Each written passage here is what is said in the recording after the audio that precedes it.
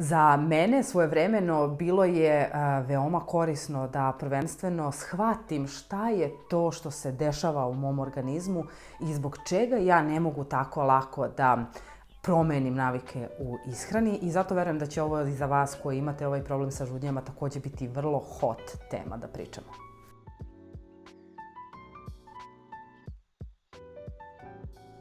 Zdravo i dobrodošli u novi video. Ja se zovem Bojana, takođe kao i vi imam dijagnozu insulinske rezistencije. Autor sam programa Insulinska stop kojim pomažem ženama da promenom navika u ishrani upravo stanu na rep problemima sa insulinskom rezistencijom. Naravno, više o ovoj temi možete da pročitate na linku u opisu ovog videa. Postoje 3 okidača koje ću danas da obradim u ovom videu koji su uzrok toga zbog čega mi imamo zapravo žudnje za određenom vrstom hranom i krenut ćemo od prvog.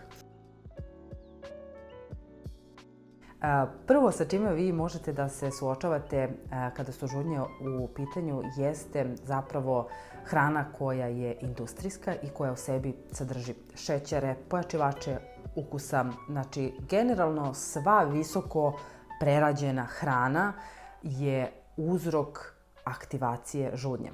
Sada kada je ovakav izbor hrane u pitanju, žudnje koje možete da imate jesu žudnja za šećerom, odnosno za slatkišima, ili kod nekih osoba to bude žudnja za pecivom, odnosno za testom. U mom slučaju, ja sam osoba koja ima problem sa žudnjama za slatkišima i to se kod mene manifestovalo tako što sam gotovo u identično vreme imala potrebu da pojedem nešto slatko, naravno neku čokoladicu uglavnom. Dobra stvar u celoj ovoj priči je da postoji način da prevaziđete žudnju za šećerom tako što ćete zamenom šećera, znači postoje šećeri koje vi možete da jedete, postoje poslastice koje vi možete da napravite, da jedete najnormalnije, koje će vam zadovoljiti vašu potrebu za slatkišima, a koje neće praviti ovakav efekat kao kada bi pojele nešto što sadrži industrijski šećer. Znači ono što sam ja radila jeste da sam unapred pripremila poslastice koje mogu da jedem i naravno uvek sam ih jela onda kada sam osetila potrebu da želim da ih jedem.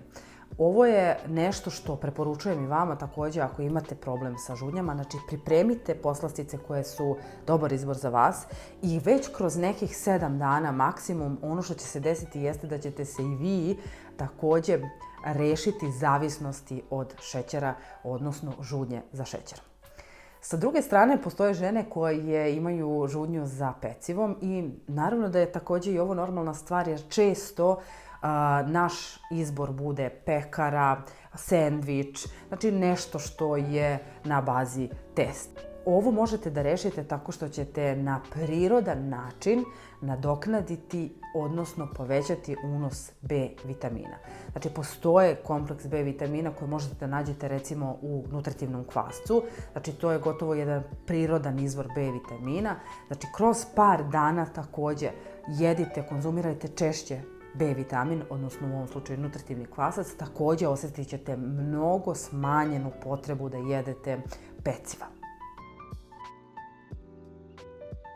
Sad želim samo da vam predstavim jedan primer gde mi je skoro baš jedna žena rekla, ali Bojana, ja mogu da pojedem gotovo bilo šta i da nemam apsolutno nikakav osjećaj u telu. Nemam potrebu da mi se spava, nemam pad energije, nemam potrebu da za nečim da pojedem nešto kako bih podigla tu energiju. I ako se prepoznajete u ovome, želim da vam kažem da ovo nije dobra vest, jer ovo znači da već predugo konzumirate hranu koja je krš ili ti junk food i da se vaše telo adaptiralo, a ovo nije dobro jer je ono zapravo prestalo da bude reaktivno. Prestalo je da vam šalje informaciju šta je ono što vama zapravo prija, odnosno šta je ono što vašem telu uopšte ne prija. I ovo će vrlo dobro znati one žene koje biraju zdraviji način ishrane i odnosno onaj koji je adekvatan, posebno za ishranu kada je insulinska rezistencija u pitanju, onda kada njihov izbor bude neka vrsta poslastice ili neka, ne znam, pecivo iz pekare, bilo šta, prvo što ćete osetiti nakon dužeg vremena zdrave ishrane jeste bol i naduvenost u stomaku, drugo gasovi, treće dijareja i često poremećaj u spavanju. Znači, ovako treba da reaguje takođe i vaše telo kada jedete nešto što mu ne prija. Znači, ako nemate i vi taj osjećaj, znači, molim vas, pokušajte da promenite ishranu i radite na tome da birate zdraviju hranu koja će vam pomoći da povratite tu reaktivnost vašeg tela, da i vi znate šta je ono što vam prija, šta je ono što vam ne prija, jer jedino na taj način možete da povratite reaktivnost. Drugi razlog zbog kojeg mogu da vam se jave žudnje za hranom je usko povezan sa ovim prvim, a to jesu zapravo nagli, odnosno oscilacije glukoze u krvi. I kao što sam već u prethodnim videima govorila, uvek kada birate da pojedete namirnicu koja brzo podiže glukozu u krvi, ona takođe brzo pravi i pad te glukoze u krvi, zbog čega mi u stvari imamo niz nekakvih dešavanja kao što su pad energije, potreba za snom, potreba da zapravo nadoknadimo tu energiju nekom hranom koja će ponovo brzo da je podigne. I onda neretko izbor može da vam bude čokoladica ili nešto slatko, da podignete tu vašu energiju, što opet dovodi do onog skok, pad, znači ponovo se vrtimo u krug. Zbog toga ja često ponavljam i ponovo ću da ponovim da je mnogo važno da imate vaša 3 obroka, da to budu kompleksni obroci, da između ne grickate ništa, jer na taj način jedino vi možete postepeno zapravo da podižete glukozu u krvi i nećete onda imati te oscilacije koje će vam vratiti žudnje za hranom. Na kraju treća, ali u stvari u neku ruku najvažnija stvar, jesu naše emocije. Emocije, posebno kod žena, su veliki okidač za hranom, jer nije slučajno da žena kada se osjeća usamljeno, kada nema neku podršku, kada je potrebna ljubav, kada je nešto razočarana i tužna, utehu upravo potraži u hrani.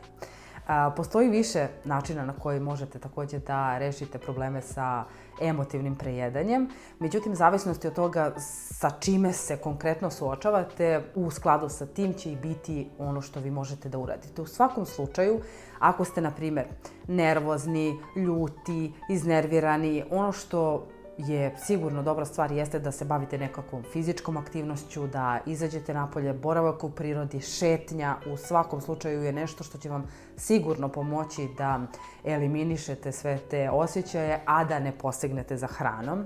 Kada su u pitanju, recimo, anksioznost i depresija, u ovom slučaju bi možda bilo najbolje da krenete na psihoterapiju i da sa nekim koji je stručan razgovarate o vašem problemu, ko može sigurno da vam pomogne da ovakvu vrstu vaših problema rešite. U svakom slučaju, ono što je ključno kada su emocije u pitanju jeste da nađemo izvor zadovoljstva u nekim drugim stvarima koje nisu povezane sa hranom.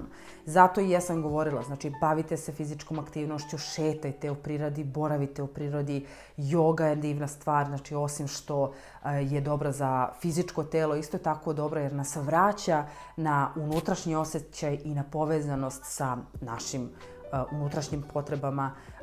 Naučite da meditirate, šta god da volite da radite, to i radite, jer to će vam negde dati neku drugu radost i smisao vašem životu, a da to ne bude ipak hrana u pitanju. Došli smo do kraja ovog videa. Hvala vam puno svi vi koji ste me ispratili do kraja. Želim samo da vam napomenem i da najavim da ću u julu imati program koji se zove Reši se žudnji za 2 nedelje i uskoro ću otvoriti prijavu za ovaj program, ali ću naknadno u posebnoj objavi na YouTube-u posebno ostaviti najavu, pa svi vi koji budete zainteresovani možete da se prijavite da zajedno rešimo žudnje za 2 nedelje. Hvala vam puno, pišite pitanja ako imate i vidimo se u sledećem videu. Ćao!